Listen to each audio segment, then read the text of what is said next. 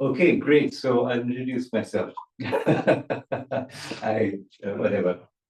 I'm going to talk about I'm going to actually give a very funny talk. I'm going to give a talk, I'm going to first give a talk, and then I'm going to give a talk about the talk, then I'm going to talk about the talk about the talk. So it's a meta talk. So like Matryoshka. It's like Matryoshka, but it's worse because it's kind of. But look at this beautiful front page. Anyways, I'm first going to do the talk actually. Um, basically the talk is about AGV estimation using satellite embeddings. And why can't I get to the next slide? Okay. Okay, let's stop and move to the next slide. No. Okay, so I'm looking at this is the AGVs. So I got some data from this place called Kana Shantivanam. It's a 1,400-acre ecological restoration site near Hyderabad in India. And the goal here is to estimate the above-ground biomass from satellite imagery. And so the basic idea is going to take ground truth tree survey, which they've done with the satellite and Tessera embeddings. And so I got data set about 19,000 trees. The survey in 2024, but I got from the species, the GPS location, age, and so on. And so the key idea was to use ML models to predict AGV directly from the embeddings. This is just a downstream task with Tessera. And then that allows us to do AGV estimation for unmapped areas, because you do this and you can say, okay, here's this embedding needs this much AGV, and then wherever you go, you can actually continue to do that. So they were doing the first talk, and then there's a meta talk and a meta.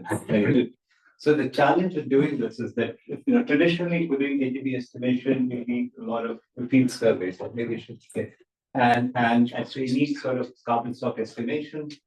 And so the idea is, can we use Tessera to get the AGV? So essentially, you're saying here's this 130 collector, and I train it with the ground truth for some location, because the location that then after that I can just correlate it. So, but the problem we found was actually data quality issues. The 50% of survey data had missing or invalid fields. We'll show that in a minute. And there are duplicates. Two trees would be measured twice. Same tree we measured twice with slightly different coordinates, and there were measurement errors. And so we needed very good data cleaning pipeline. And so this is what the pipeline turned out to be. So this is the data I got. It was initial survey data. It's just a bunch of fields. So you can't really read it, but it's the area name, the common name, the scientific name, the GPS location, the age, the circumference, the trunk length, and then some primary, secondary, tertiary branches, etc. And then the name of the surveyor. So, and for 19,000 rows in the city. So what we did was to take the input CSV, and then to clean it, basically remove all trees with all GPS coordinates. Would make sense, and filter with the bounding box. I went to Google Earth on the bounding box, remove everything was outside, made sure the age was between 0 and 99 years, validate the trunk circumference. There's one tree had a trunk circumference of 6060 centimeters. And so all the biomass is like one tree, so also as a typo. And then remove the spatial duplicates, and then to take the duplicates, basically created this grid-based spatial index. And then this way you can just put all the trees in that grid, and then when you want to search for duplicates, just search in the area around you. It goes from order n square to order n complexity, which is kind of nice. And if the two trees very close to each other and they were the same species, then I kept one. If they were different species, discard both. Just be careful about that. So to get the AGB, just use the elementary equation from Schwab 2014, which is the equation over here. And so where the wood density we got from a wood density database of for the Indian tropical tree species, the diameter we know and the height we know, so that we can just plug it in. The density, if you didn't know the wood density, we just use the standard for tropical trees, 0.8, 0.58 transactions per cube. And then after that, to get the data, the next step was to basically get the data from GeoTooth from GeoTessera with 129 embeddings. And these are on 10 meter with 10 meter cell. And then what we do is we find all the trees that lie in the same 10 meter with 10 meter cell, sum up the biomass calculated from the Schwab equation, and say this biomass corresponds to this embedding, and basically train it. And so we have this 100 million embedding features in the tutorial. And zero infiltrated meaning most pixels have no trees. It's a semi-urban area, being reforested. What's the accuracy of your GPS coordinates? In a minute, I'll mention that. And then the challenge, okay, to get the zero infiltrated thing, we basically have since we have no trees, we do it's a two-stage regression where you first say tree or no tree, and that's quite accurate. And then after you do regression only on the non-zero AGB values, and then use both XGBoost and random forest tested the two. So it was a standard sort of 80-20 train test with cross-validation, with stratified sampling, and use these RMSE, NAE, etc. Performance is horrible. So the R squared is 0.019. So it's basically zero. So it's really, really bad. And the RMSE is whatever, the 69 kilos, and the average error is 7 kilos, 7.48 kilos, and random forest is slightly better. But overall, the R square is really bad. So what's going on is that, okay, so with GPS location, the accuracy was terrible. So, and examples, and maybe not, I'll show you in a minute. So both XGBoost and random forest work pretty well. The first seed accuracy is very good, but most of the error comes from the 5% of samples. Essentially, all the big trees were off, so you had a problem there. And so the insight is that embedding capture the spatial patterns of tree distribution properly. It looks like it because we're able to get the tree, non-tree, but and we could reduce the noise using this grid-based aggregation. Could use the wood dense database. And so it's a little bit more detailed. So basically, it's a bunch of 4 Python scripts: the data cleanup for cleaning the data, the AGB calculator, training, and then the analyze for the ML training, and so on. And then some visualization scripts, some utilities to check for the bonding box and making sure that the data was okay in the geoturf. And use the Haverson distance, the distance between trees, do this grid-based spatial indexing, this is a fast indexing thing, and then rasterio is the one over here. Some interesting stuff was actually, I created these 2 scripts called startup and save. So startup allows you to activate the virtual environment, pulls the latest stuff in the kit, if you had agents from anywhere else. And then, you source it to this environment is set. So when I come in, I just say, okay, start bash to start up, and then everything is set properly, all the environment is set. And then every time I make any changes, I just say save. And then it commits my code to Git, and then and puts it to GitHub, and then all the big files get saved to OneDrive. And then also I created this documentation using something called Porto. I'll show you in a minute what it looks like. And I use Claude for development. I'll talk about that in a minute. And this is not relevant over here. So the immediate application is basically you can do carbon stock assessment for this particular location, and can identify carbon stock over time. You can reduce field survey costs a lot and do large scale carbon monitoring and expand to other sites, etc. So good. Right. So what did we learn? Basically, the survey data is pretty noisy, robust validation is necessary. The model architecture seems to work well, and you need to have proper software engineering. And I think these parameters, as I use all of these things over here, Scikit, Rasterio, Jupyter, etc., and then spatial processing, about 19,000 keys. Oh, okay. Why is this coming? Okay, I think it made it. Okay, the summary basically built the whole AGB estimation. It's a downstream task with the 2-stage approach, scalable, and we can deploy it other areas if you had better data. Okay, so this talk is actually the talk, but this is actually the talk. This is not the talk. What I told you right now was not the talk. That was the talk, but now it's the meta talk. This is actually the interesting thing, which is, how did I do it? Right? I actually used these AI prompts to do the whole thing. I did the entire project from beginning to end in about 8 hours of work. Okay, I started on a Thursday afternoon, a Tuesday morning, it was all done, including learning all the tools, and so on. So here are the prompts. I'd like you to write Python code to clean the data in a CSV file called data.csv, and then I said remove all this, do all the stuff over here. And basically, Claude created the code for me. And remove the duplicate trees, everything there was what happened over there.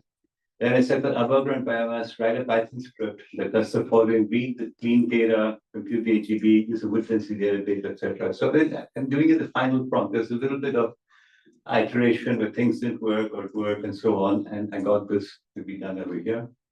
The third thing was the bounding box. Just wanted to make sure what the bounding box was okay. I was getting the right, because I had some issues, mainly because Tessera uses longitude and latitude, and everybody else uses latitude and then longitude. So I ended up getting a bounding box somewhere near the North Pole, 78 north and then 78 east. And then the embedding to grid mapping, same thing. I said, here's a file. I'd like you to write Python code that does the clipping, puts us. I mean, basically, it's fairly detailed instructions for doing all of these things out with the NumPy file. And then I said, I want to learn, what do you suggest? And it came back and saying, why don't you do a two-stage thing? Because I hadn't thought of doing 2 stages, but it's a why don't you two-stage, could use regression, and why this approach, it gives this approach, why it's good to do. And so I said, fine, right through using the two-stage approach and add code to show distribution prediction errors, all these things. And then also use a single stage comparison, see what happens. So the AI assisted development, basically, I got the order N algorithm from it. I got the grid mapping done for this, the quick testing of approaches, the AGB calculation, and then the two-stage approach. All of that was done through the AI approach. So it was basically a set of prompts. All I was doing was writing prompts to do this whole thing. And then I had to, so from 7 prompts, basically got the entire pipeline to do this. As I said, so this is anybody, even I can do this, right? I hadn't written very much about this stuff. But then I think a downstream task, if you want to do it, we can just pick off these downstream tasks, give it to somebody and say, use Claude code, and off you go. And you can just do the downstream tasks. There's no reason for us to just stop. We can just have anybody do this. So of course, you have to check everything makes sense, but you don't need to do too much checking. But how is this presentation made? So there's a talk behind the talk behind the talk. I did the whole presentation in Claude Code as well. So, and then I added the design to it by PowerPoint Designer. So basically, this is what I said. I said, first, I started Claude. So I wanted to ask things. Claude is a website, Claude.ai, and then Claude Code is a thing you download on your laptop or wherever, which is a text-based interface. And so when I put Claude Code onto my directory, it said, okay, I'm going to run /init, which I did. And then it said, I'm going to analyze your code base, explore all of this. It went through the whole thing, everything, all the scripts, all the data, and it created a file called Claude.np, which is a project overview, the environment setup, everything is there in here.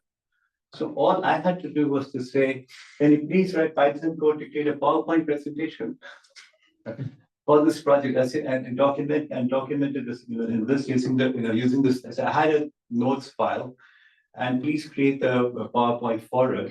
And now let me show you the PowerPoint it created, because this is not the one it created a different one. So I'm going to stop sharing for a moment, and then I'll share the other screen. It's not really Keshav. It's Gen AI. Yes. There is a Gemini thing that will do you an animation of something. I thought exactly. Here's Take the transcript and create the talking head. So this is the slide that it created, and why can't I see it? Okay, whatever. Yeah, here you go.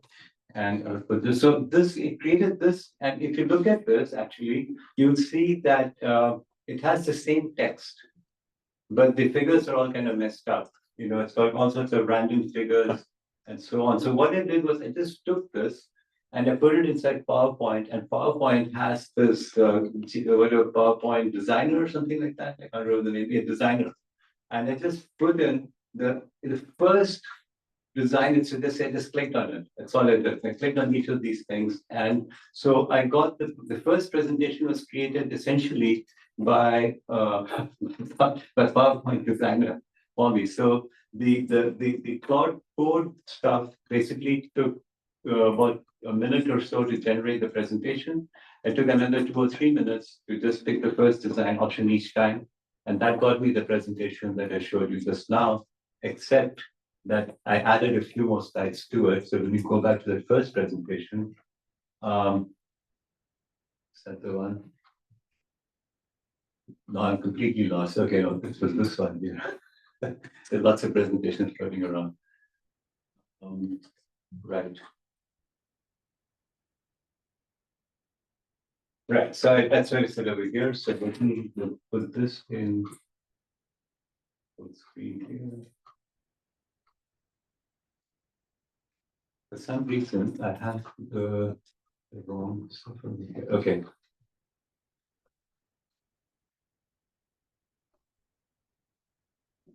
Right, okay.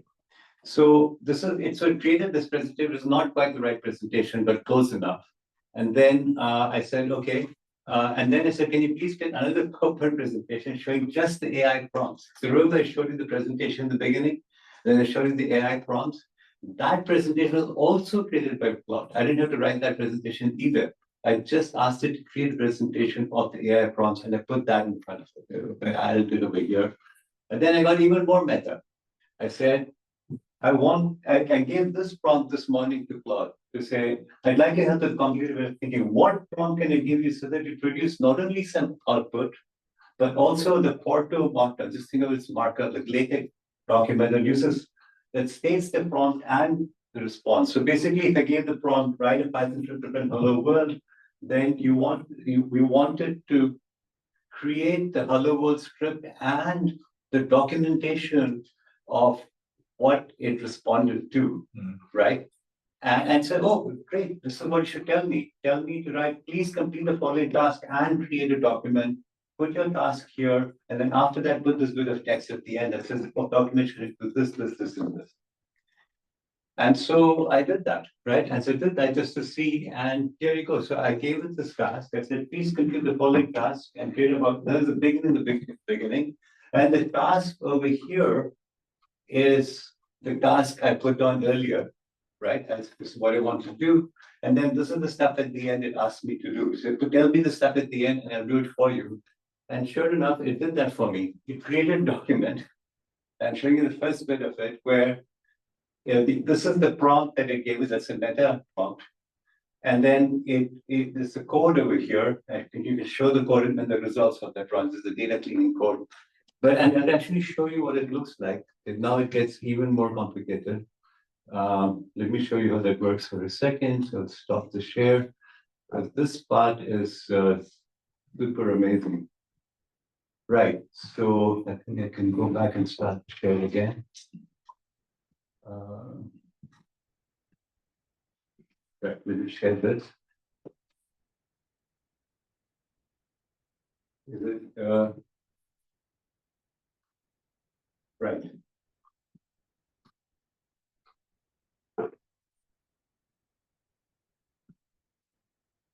I don't know why it's taking so long to launch. Right, okay, so I ended up basically creating a markup document where I cut and paste the meta prompt because it's too much to ask it to do it, but the rest of it is actually, so this is a marked down document. It's a proper document, but it has inside it the meta prompt, which is what I want to help producing. The response to the meta prompt was, I can help you create a meta prompt with this. Please put your task over here. Then the meta prompt was this, please compute the following task. It's all over here. It did that, and then it said, okay, this is my task. This is the task itself. And then it created this code over here, which is all of the cleaning code. And guess what? It's a Jupyter thing. I can execute it. When you execute it, it basically runs over here and gives me the results, all the results. And it's a summary of what it did. So it's self-documenting. So what it means is that you can put any task you want to create, and not only will it execute the task, it will also document what it did, what prompt you gave it, and the output in a document which you can then render as PDF over here. So here's a PDF, and a PDF not found. Okay. Some bug somewhere. Somewhere in the metaverse. somewhere in the metaverse is this thing. But the thing is that this is pretty nice thing to do. But now it gets even better. So let me stop the share again and share the other screen back. Right.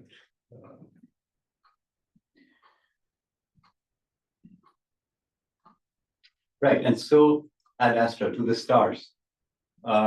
This is what John Crocroft pointed me to yesterday, which is even crazier. So this is called Barbarians at the Gate, how AI is appending systems research. And the point to focus on is what you do here is you have some problem population, clean the trees from me, or clean the data set from me. And you have some kind of evaluation framework that tells you how well you did it. So you need kind of a unit test to tell you how good it is. And then this bit over here is all AI. And there's this thing called OpenEvolve. And it's on GitHub, it's free. So it generates a solution, evaluates it, and goes round and round, basically stores the solution, selects the solution, creates a prompt for the next version solution. So it does essentially like an evolution of the program using mutations and so on. In the end, it does the whole thing, and then it gives you the best possible solution. What this paper does, Barbarians at the Gate was published about a week ago. It shows on 10 different tasks, which are on systems research, where the papers that describe the task all won sort of best paper awards at top systems conferences were generated automatically or improved upon, in some cases 30% better than the state of the art using OpenEvolve and using about $10 worth of computing.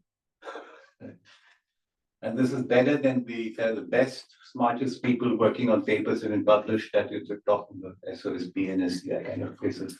So now imagine we don't look at systems research, we look at ecological research, right? So if you populate the problem and you have an evaluation framework, which is basically ground truth, plot data, whatever, you can go and run this round and round and spit out everything to get what you want.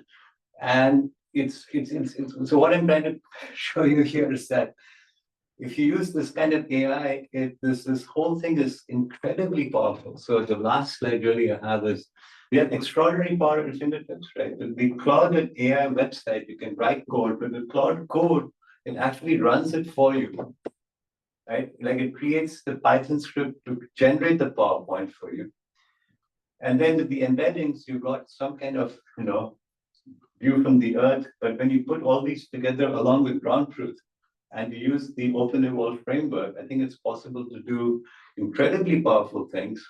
And then you can document the whole thing automatically. I just showed you how to do that with this meta prompt. You can actually say, not only can you do this, we can tell you how it's done, and you can publish this without having to do any work. So I didn't have to prepare the PowerPoint presentation.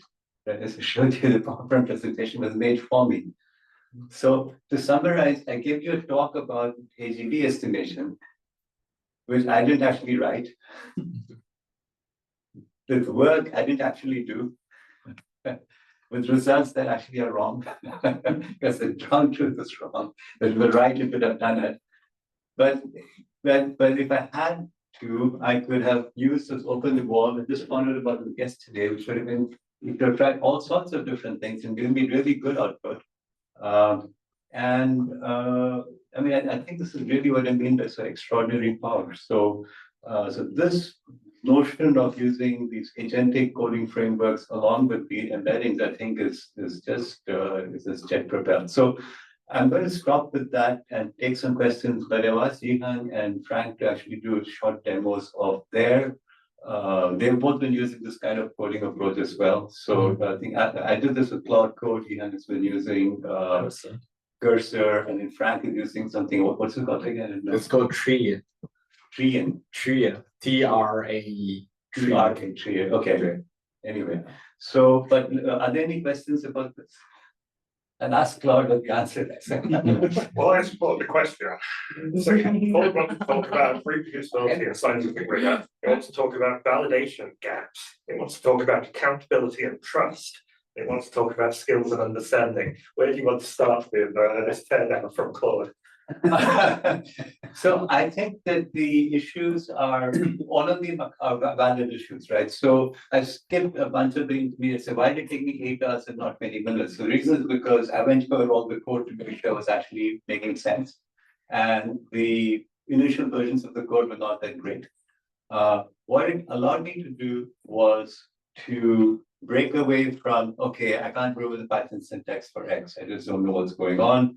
And I know this is order n squared. There must be a better way. Why don't you think about using a better way to do it? So the reproducibility part is relatively easy because I have all the prompts here, self-documenting, and all of the code to look at. So all of that is in Because you can't assume that if you give the same model, the same prompt, the same answer. No, I'm telling you what I did, right? Reproducibility in the sense that you can see what code was produced using what prompt, and it's all documented at the same time. Right, but I cannot reproduce. Every time you'll get a different result. You get a different result. In fact, I've tried that. It does give me different results. I mean, the data cleaning script still does the same thing. I'll check the numbers, they're actually correct. It's just that it uses different approaches, uses different libraries and so on. The reproducibility, I think, has to do, there's two things, transparency and reproducibility. Transparency means I should give the prompt. That's why it is the self-documentation. So there's nothing here which is not documented. Sorry, you have 2 other people use 2 different systems. So Yeah. can you race all 3 systems and see if they get similar answers?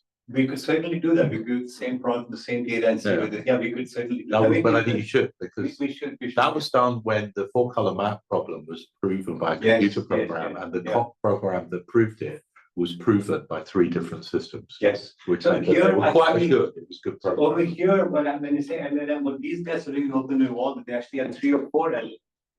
Yeah. And they give the same prompt and they compare the answers to make sure they're not getting wrong. But I'm just saying, Yeah, but we in this group, yes, right here, right now, we should do it. give us confidence Yes. by doing it. Yes, yes. Having a nicer data set because you're just going to have 3 models showing it's really poor. But this data is not terrible. This data is not, I mean, the data cleaning is the But I same. think to John raises a good point, right? This is, okay, so like these tools are powerful and should be applied with, as appropriate. But what I guess maybe what we could hint at that is that method wasn't best practice because we didn't set up multiple test cases, right? Because if we were challenging ourselves and then we say, okay, we've actually ran this through a bunch of something, rather than just going, I ran this on one thing, it's a result. Yeah. So look, this is not even work in progress. This is like somebody didn't give a talk today, so I'm telling you what I did last week. But there's a hidden bit. No, it's great talk, but there's a hidden bit in what you said. For example, you said you looked at the code, it was terrible, and you went through it a couple more times. That hidden bit, how much did that cost? What was involved, and what happens with other systems with this approach, but with other pieces of technology attention to the same thing? How much more or less time is spent by a human doing code review? So I'll give you a couple of points that I think it's a great question. First of all, I mean, I completely agree. What I've shown you, again, this is part of the thing. I've shown you what looks like, gee whiz, it works, right? What was 90% of the time going in? Well, first of all, learning what Markdown has is quite complicated and getting the stuff in the first place. But the other part was that sometimes the code doesn't work the first time, right? And you say, oh, here's the bug I got, can you fix it? Usually format conversion problems. Or I had to sort of say, look, you look at the prompts, again, there's a little bit of a hint in the prompts actually. You can see these prompts are quite sophisticated, and that's because the first prompts were not. Right, the first prompt just said, clean this data, and it got some complete garbage, right? So I said, okay, no, you're going to do this. Take a worry about GPS location. It'll be no closer than this. So all of these came about through an interactive process, which is not documented here. I agree, right? So that takes some time, but it's far less. It's not the normal debugging process, right? If I were to write this code by hand, I would do the same thing. I'd write something, say, oh, that doesn't really work. Okay, let me go fix it. Let me go fix that. But we don't. Yeah, okay. It does still beg another question, which is you have many decades of experience and a very big brain. So when you went from one prompt to the next version of prompt, you was at least subconsciously, possibly consciously employing a vast amount of experience. Yes. So you're running generative adversarial networks. You've got this network here, and you've got the human network there. And you just went through, the zillion cycles of the thing in just one evolution of the prompt. And that's completely hidden in this process. We don't know what would happen if we had an 11-year-old who'd never used a computer before change the prompt. Or never looked at sensing data. But here's the thing I would say, right? If I was sitting next to David, right, and I said, here's the result, and David looked, that's no good, it needs to be done, I would know what to do. I'm not saying AI is going to do everything. Oh, no, I'm not criticizing it. I'm saying there's more science to be done on the process. I think that the part where I ran the process, I didn't have the domain expertise in a bunch of things. So I had no idea what WGS and UTM were. So I had to go read up about all the other things and then the distortions that happened. And when I found that the GPS locations of the trees weren't matching what you could see from Google Earth, and there were 3 possible sources of errors. I had to go and figure that out, right? So there is some thinking involved, but it makes me super. I'm not saying replace humans. I'm saying that it makes us very powerful. Yeah. I would have thought this was going to be an ample project for somebody to work on for a few months, and instead I was able to do it in a few hours. And I haven't written Python code actually ever. Python came at the time, and really, Python came out in 2000. I took one look at it and said, any language that uses tabs or semantics can't be any good. And so, What? Yeah. Offside rule comes from Ockham from like 1980. Still something. Sorry. And so I don't have to write any Python for this. So look at it and say this is the logic makes sense. But going back to I think your point, Michael, I think there are many questions being raised because what I did is being done, probably repeated all around the world by lots of other people, and probably not as well documented. These are going into our systems today, whether we like it or not, into our cars and who knows other things. So what I'm trying to also do by giving this talk is to say, okay, we can be very powerful, we've got to be super careful as well of how we use it. And I think this idea of using multiple LLMs and comparing the answers is definitely a good thing to do. And so that's the reason why IETF rules, right? Yeah. So IETF rules need 2 versions. you need 2 versions that interoperate. Yeah. Well, 3 is. Sorry, I guess the other one that springs to mind is, and it's kind of, I feel there's a similarity between, in big data science, you do a lot of aggregation. So like doing like, the IECM star metric, like we take like 5,000, 10,000 animal species or stuff. Like the problem is by the end result, you've aggregated so much data. And then someone comes up to me and goes, why is that pixel blue, Michael? And I have to go and like trail that. And it's hard because there's so much aggregation. I pick apart all this aggregation to get it. What you're doing, I feel, has a similar problem in that there's this a lot of aggregations of knowledge going on in this LF. So when things do go wrong, Yes.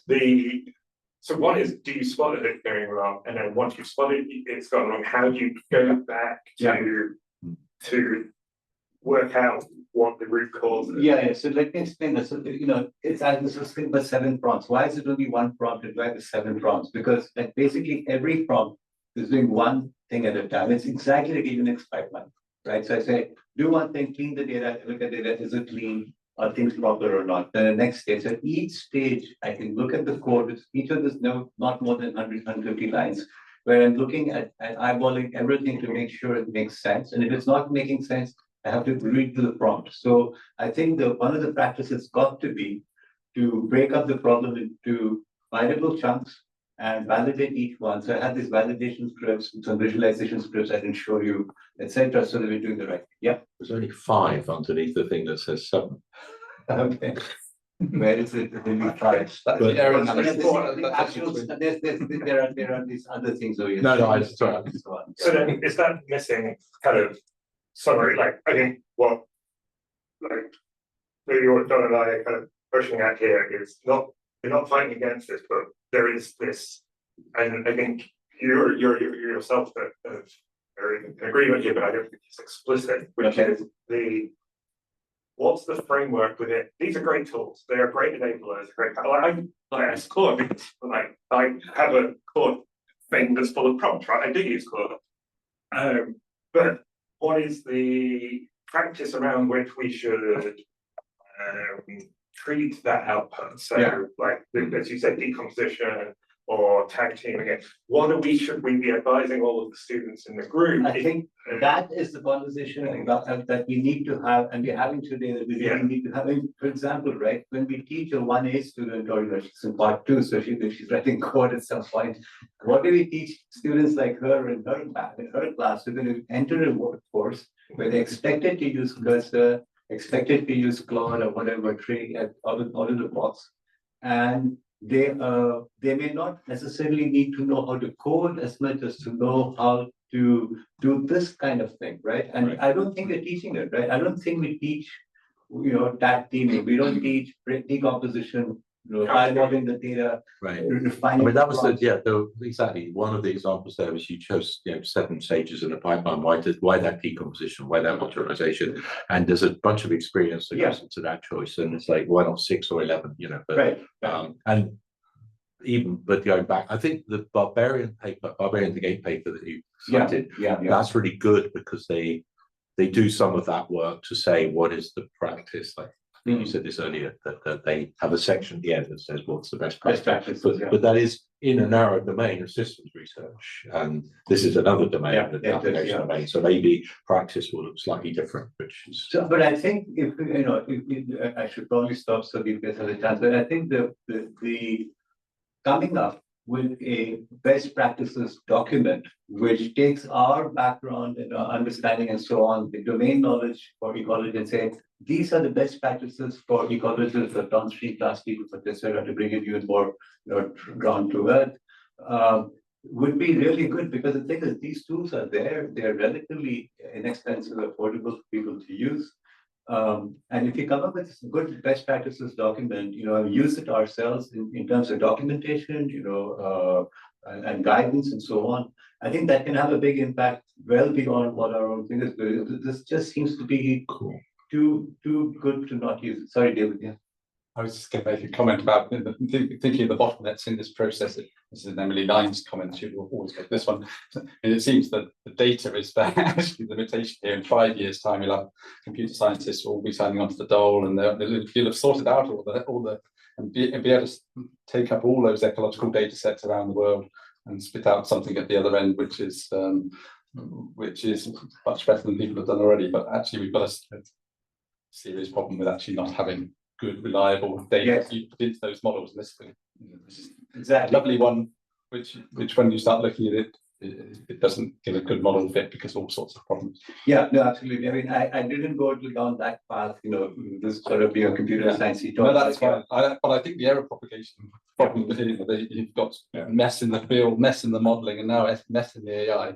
And we traditionally propagate those first 2 types of errors when we're coming up with predictions, but now you've got a third one which you don't quite understand at the moment. So that was my other thought. I want to add some stuff. Some thoughts. I think humans have notoriously been bad at writing tests, and software developers that they've been bad in writing tests for their own. So now we're actually becoming sophisticated QA machines. Like, our job as humans should be to test them, and I don't think those skills in particular, even if we write, it's nice to have some general, this is what you should do, but yes, we all know, when you write good software, these are general practices for readability, but actually doing that requires years of practice to do that properly. So I think while it's nice that we should have some general guidelines, I think that's not going to be sufficient to solve all these problems. So 1, we need to become sophisticated QA testers. 2, because it's so easy for these AIs to write code, there's going to be such proliferation of crap code everywhere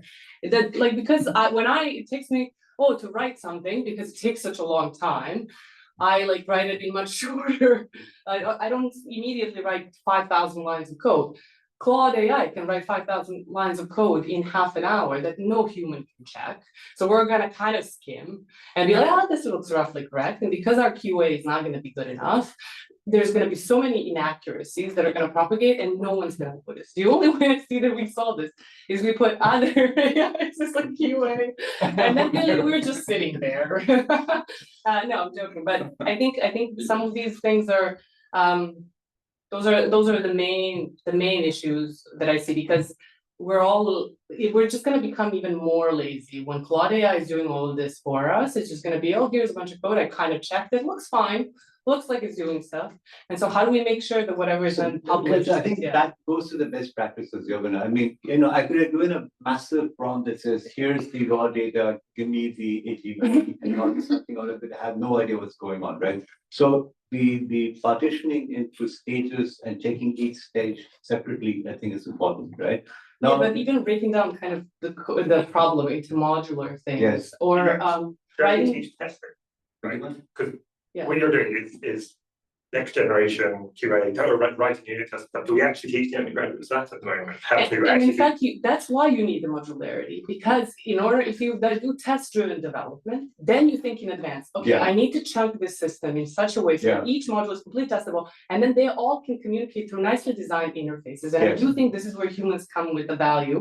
Yes. Like if I just let it write stuff, it'll write stuff, and the interfaces will be really horrible. yes, But if I give it clear APIs, I say, I want this, I want this, Yeah, I yeah, want this. So we should have also system designers. But for example, system design is one of the hardest things to learn.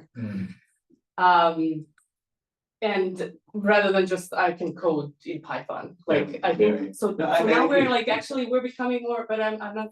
Those are hard skills to have to do well, and I think most people will be not equipped and will be using powerful tools. Okay, let me ask again, Adesha. Okay, are you taught how to do QA as part of your coding? Or quality checking, testing that your code actually works? Not in the curriculum. I go into the industry, maybe interning at a company, we have like code review, but like at school, there's not a lot of like requirements on. I didn't even know what readability is when I finished computer science at MIT undergrad. I went to, and they were like, this is cool, you can't just like write everything in one function. I was like, no, you're not. Oh my God, you never heard of literate programming? No, I mean, we just, I think, we Oh just, my God. there was one class that was called system design, one class Okay. of 30 that you take. It just wasn't, this is something that I just picked up in the industry later Industry, on, okay. but not in. But That's just going to not gonna happen. not vice versa. We didn't do it for conventional software development. We decided to screw that. We're not going to teach kids how to test. Right, if we didn't do it then, Right, we're not going like to do it. now, so all I'm saying is that Okay, we maybe- have Maybe powerful you're tools doing in and we're- Cambridge, we've had the good Cambridge students, come out knowing how to do this properly, because the thing is, this is going to happen, that's what I'm saying. No, I I'm agree, it's gonna convinced that happen. it's going to happen, you just have to It's make happening. sure it is or has happened already, but the thing is, I wasn't aware of it, I mean, look, I have, as a saving job, I never learned Python, I was a C programmer, and I really went into this thinking, okay, I don't know how long it's going to take. Let me just try and see what happens with Claude. And I was shocked how relatively easy it was. I thought it was going to be an MPhil project. And in the end, I was able to go back to the people who got the data to me and say, look, your GPS sucks. And they say, yeah, we know that. We're getting a better one right now. So your data file is terrible. Yeah. So it was a data problem. Okay, I'm going to. Yeah, sorry. Yeah. I was going to say, I think in ecology, 99% of it is a data problem. You never get clean, noisy data. And the majority of the work I do is really going over iteratively and intuitively finding out where the problems in the data lie. Yeah. So I think if we're thinking about, a full project, a proper project, I mean, sure, you might be able to do some of the bits very quickly with this AI, but I still think that kind of need.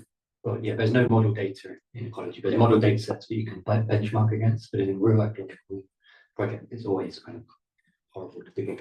So I think that's kind of missing. So I think what you're saying is very valuable in the sense that having what you call a sympathetic understanding of the data, and then using the coding is to just make sure that you're able to express what you want and see whether it does the job for you. Right now, you kind of have to be understanding the data and to write the code. And one thing you can do relatively easily, other one, you can make mistakes and so on.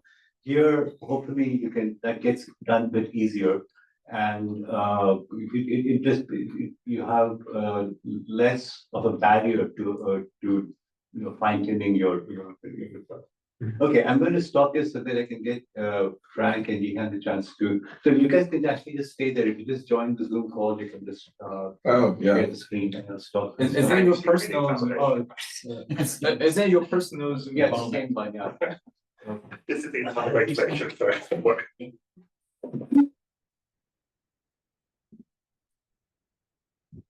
Right, so we'll have Frank. version. Yeah. It's the younger version, that would, I took that 6 years ago. Okay, while you're waiting, is anybody online have any questions or? I think I maybe have like one more thought if I. Yeah, you can About go this thing, I ahead. think, I had a similar discussion with my sister who's studying pharmacy in Belgium, and she had a course on how to use AI and LLMs in pharmacy, where she kind of had to write a paper about, ask them a kind of prompt about which medicine or which treatment to use for a certain, like somebody would come to the pharmacy and ask a question, how would ChatGPT solve this? And then their paper was on how would you react to the prompt and say which things are wrong and why do you think they're coming up with this solution? So I think a lot of what we were discussing there is that the question is becoming a lot more about, instead of what is the answer, which would be the standard thing of like, this is a code base, how would you solve this? What is the answer? The kind of question becomes what is not the answer, because it will come up with something and you have to think about like, why would it come up with this reasoning as an answer to this question? Why do I think that this is not correct? So it becomes a lot more like the inverse thinking of, I'm seeing a solution to something that sounds plausible from the first point of view, but I have to think like a double layer on why this is not correct. Yeah, Instead you have of, to be skeptical, basically, Yeah. do you trust it or not? I mean, I think that's the part where experience comes in to say Yeah. that, that doesn't sound right. And I think the skepticism being part of the interaction, so you always have to be skeptical that the answer may be wrong, right? And you have to approach it from the perspective of how do I sort of falsifiability. Maybe this is what Popper was talking about in the first place, right? You want to make your code falsifiable. So how would I know that the code is wrong? Assuming always that it's wrong. So it's never right. It's only not yet proven wrong. So again, I'm going to call this the Popperian theory of AI coding. Have you read Generalist Hosting Detective Agency? Sorry, which one? Or launch. No, Generalist Hosting Detective Agency. They have an electronic mug. Yes. And like, in the same way, dishwasher washes tedious dishes for you. Electronic mug believes tedious things for you. And so you displace your trust. You don't have to be critical, you put it into the computer. I think people are given to trusting the computer because the alternative is work. Yeah. Right? Okay. And I think that critical thinking, with there's an assumption that humans are good at critical thinking. Yes. I would say they're not. And we want. You're going to train them. You're going to train them to be critical. Yeah. Right. And so, yeah. Okay. I think the sort of falsifiability part is interesting. Okay. That's a very good point. I mean, yeah, I think I'm just trying to make a note of this. Frank, do you want to show something? Or? Yeah, I think probably start with Jihan first, because I think right now most of the people are using cursor rather Okay. than the Go ahead, tool Jihan. that I'm using. Okay. That's good.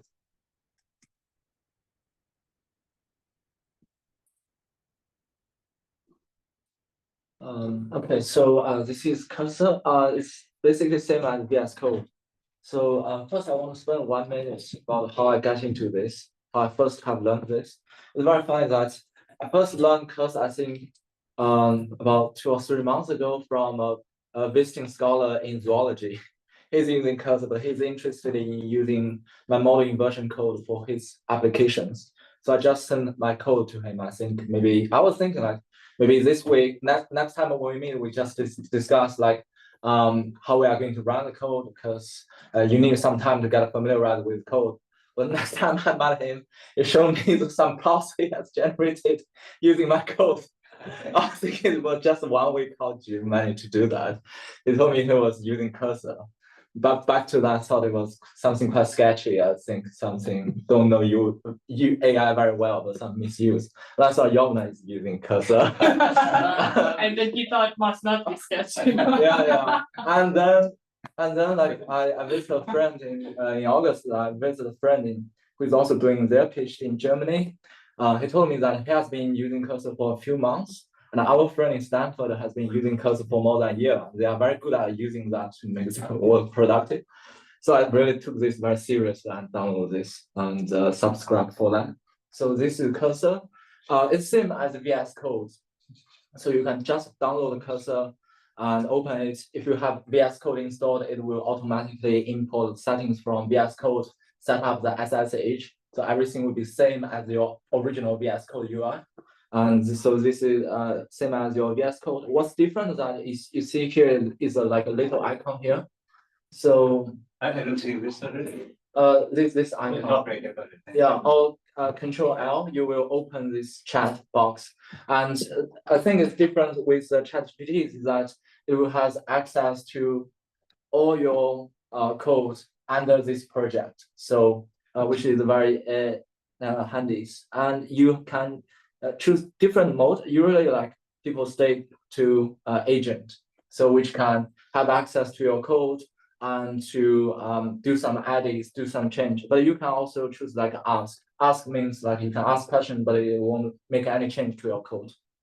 And you can also choose a different mode, like the balance mode. Maybe the cloud is cheaper. I found that in the balance mode, it always choose cloud, but you also have a lot of other models you can choose like GPT-5 and other things. So if you don't want to use the auto mode, you can specify a certain mode. I think GPT-5 is more advanced in reasoning ability. Otherwise, you can just take this like as a like almost free software engineer, which can help you execute your ideas. So this chat is like kind of like a demo I want to show. I just generated this morning how I'm going to use this cursor. So I got an idea yesterday, like have two variables, like the leaf area index and the understory leaf area index. I have two variables. I want to analyze the sensitivity, the sensitivity of Sentinel-2 data to these two variables.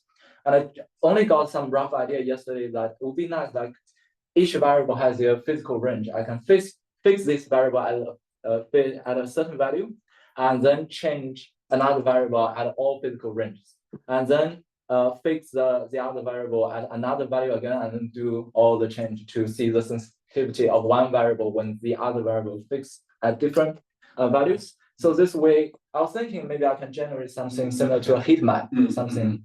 So this is just my rough idea. So this morning I asked Cursor that I just quote. So you can quote the part that is relevant. I say, I have written this model, like this forward model RTM. I quote, and I can add this to the chat to provide some context. I told Cursor that I have this forward model, but I just want to do some analysis of this sensitivity to these two variables. I was thinking maybe generate something similar to a heat map, but I'm open to other solutions. If you have any other solutions, and so why don't you like assess my thoughts and give me some like candidate solutions? So what Cursor typically do is like this, like a chain of thought.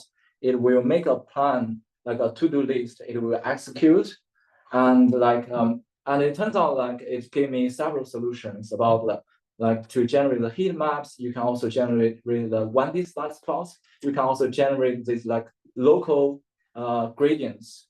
So not just like the sensitivity, but also by calculating the gradients. So it creates this new script, and then it runs run the script and give a summary of what it has done.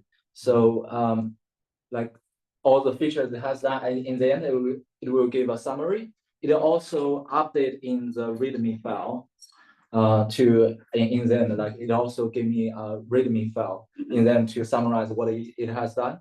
Like it automatically runs these things. By the way, like you can, when you run this script, it will open another terminal and run this command. So you can see clearly like what is output, what command is running, things like that.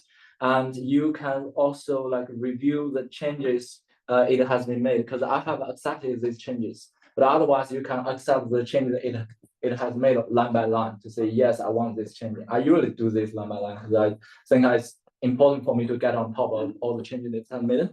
So like these are all the plots it has generated. Like it generates this heat map. It also generates this, other things, also like different plots. I think, okay, it's good that it gave me like different solutions. I think I can improve on this. I mean, it's not perfect, of course, but I think it gave me something to start with. I think, okay, I like the idea of having the gradient map, right? So I was thinking maybe I can compare across all the bands together. So maybe you can give me an enhanced analysis.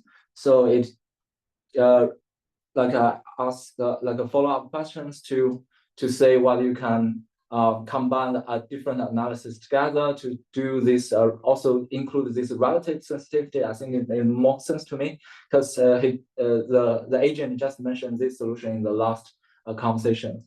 So it generates this new combined plots. Like it also generates a script and new combined plots out. Like all these were just generated by AI. But you also have access to the script, so I can have I think this is much faster than if I did all these things from scratch. I may well spend like the whole day just writing the function to do this, but this at least give me some starting point to see a quick sketch of the results, what I can see and how to improve based on this and do the analysis.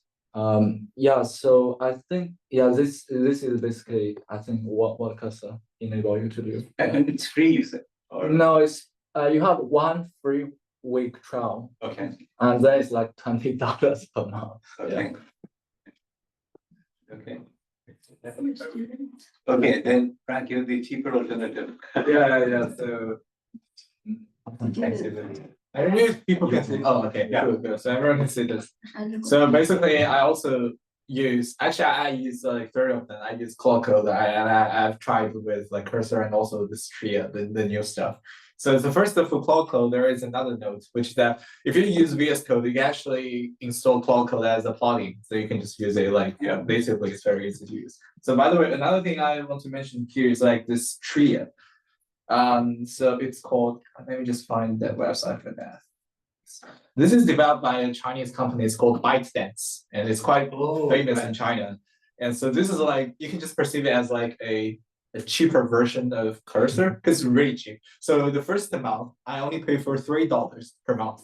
Then you got like basically unlimited like Claude 4 or GPT-5 use.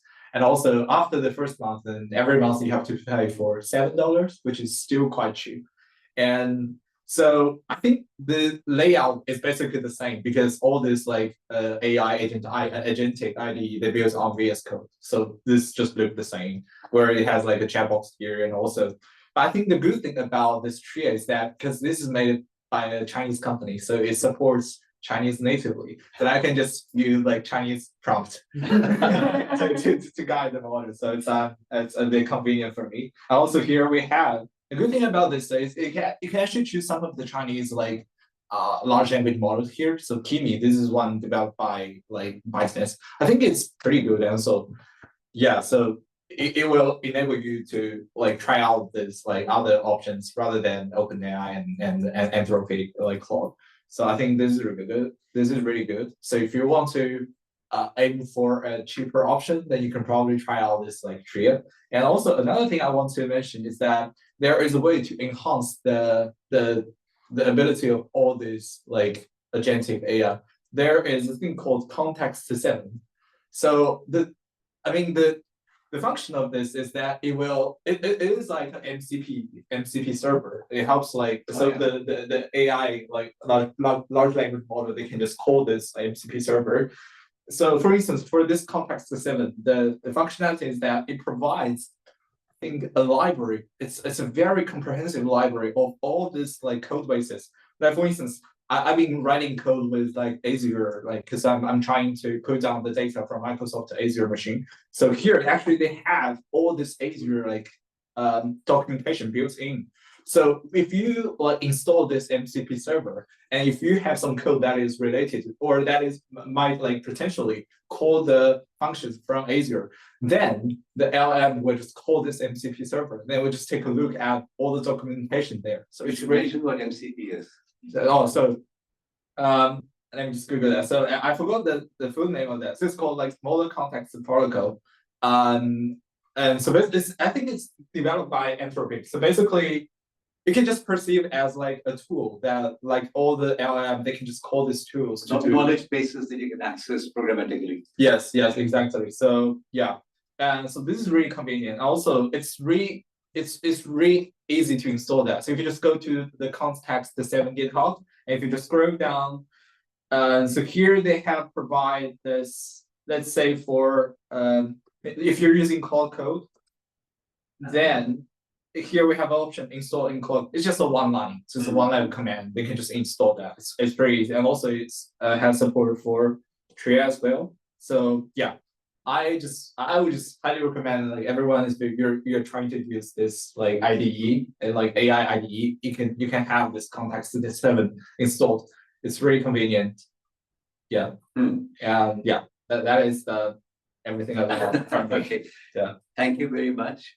We are also out of time as it happens. Any questions for Frank or Ihan? So it's like VS Code is, I was using NeoVim and Zed. Zed seems to be the closest to dumb terminal.